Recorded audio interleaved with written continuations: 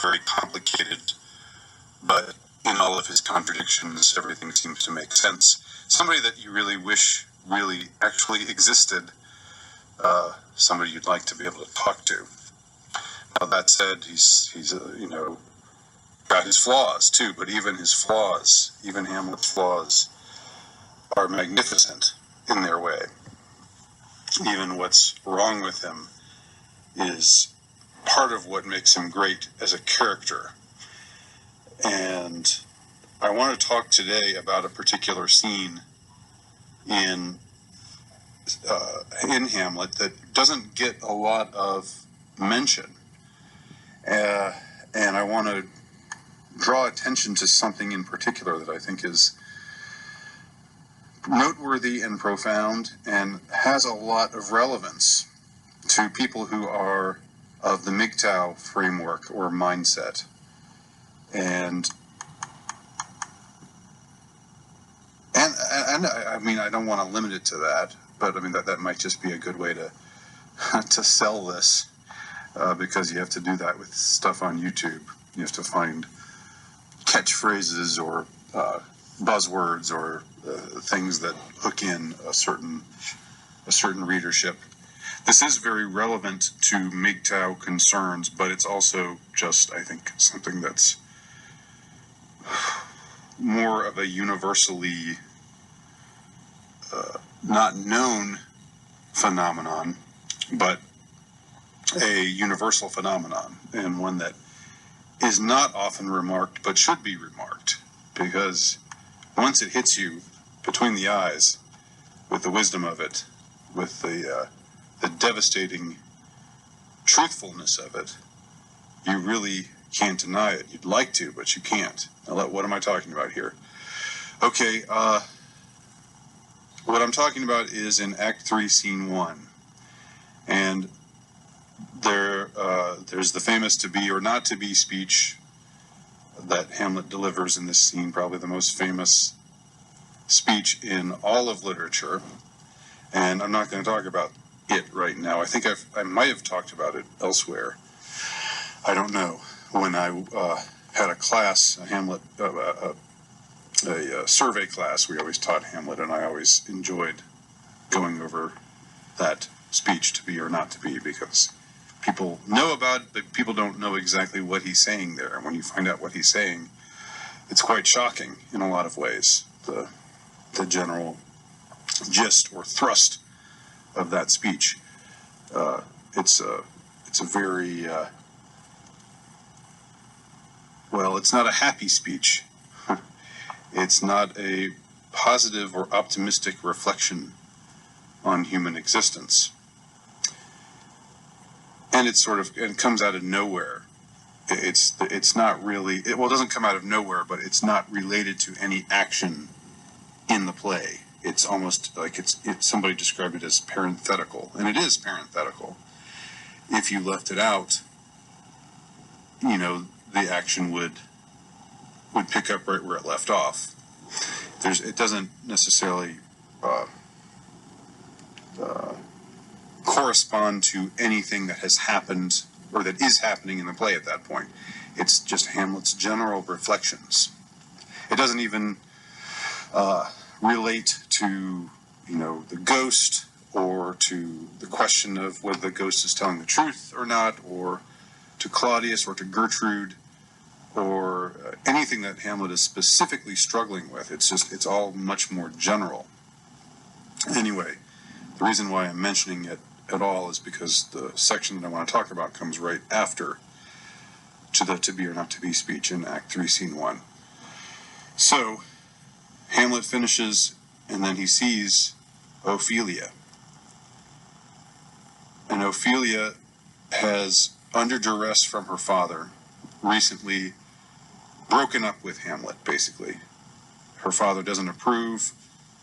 He thinks that it's just a fling, and that she's better served to just let Hamlet be, because he's out of her station, and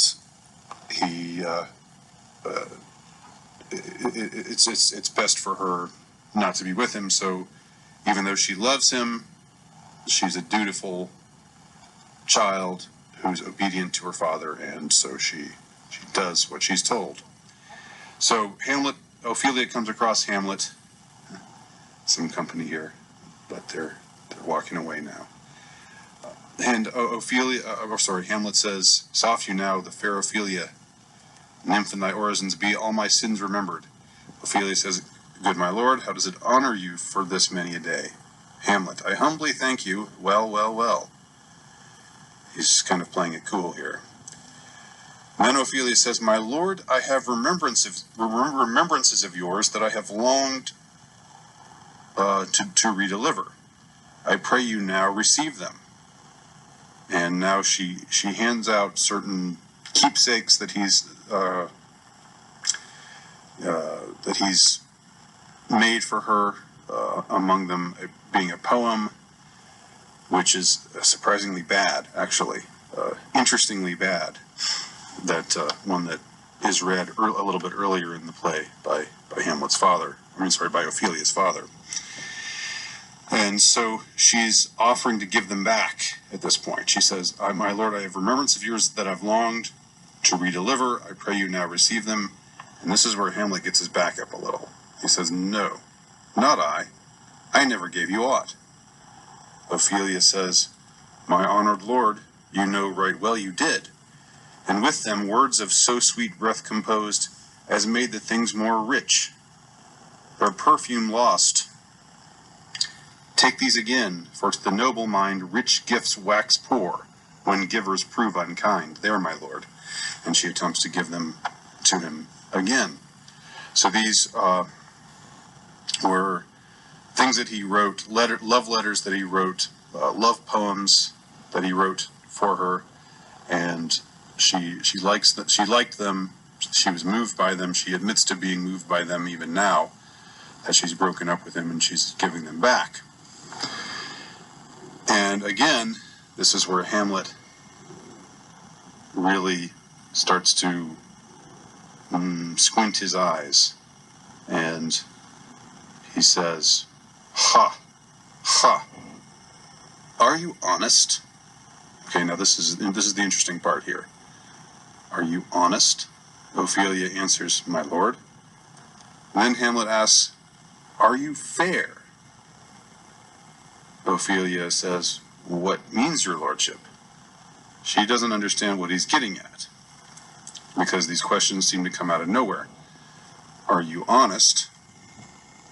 And then, just after that, "Are you fair?"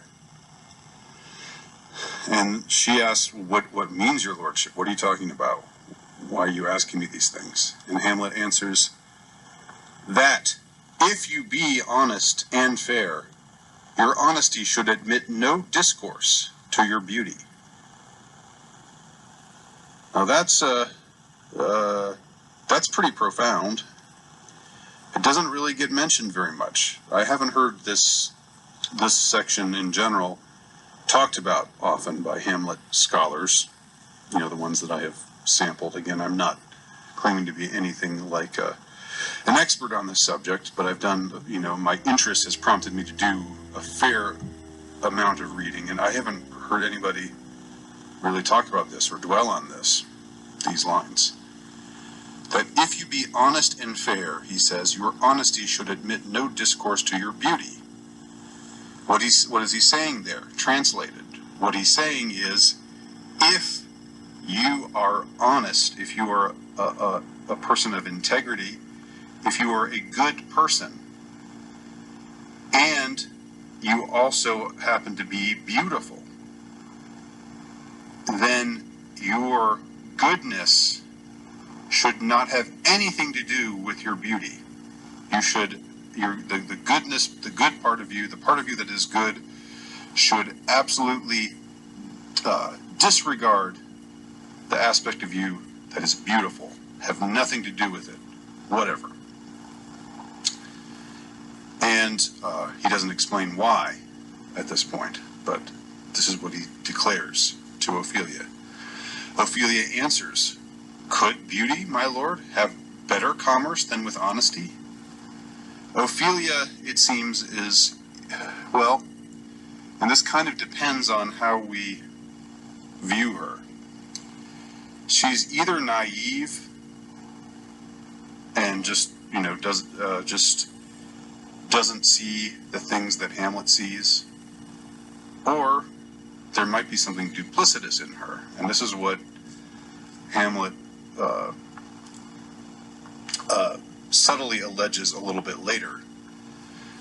But to Ophelia, the idea that beauty and honesty should be at odds within a person, that just doesn't make any sense. She says, well, if a person is good on the inside and they're beautiful on the outside, then that's a harmony. That's a harmonious combination. Those two things shouldn't be, the inside and the outside. The flesh and the heart shouldn't be at odds in this case. They should be of one accord. There's beauty inside and outside. And so, why shouldn't they have commerce with one another, she asks.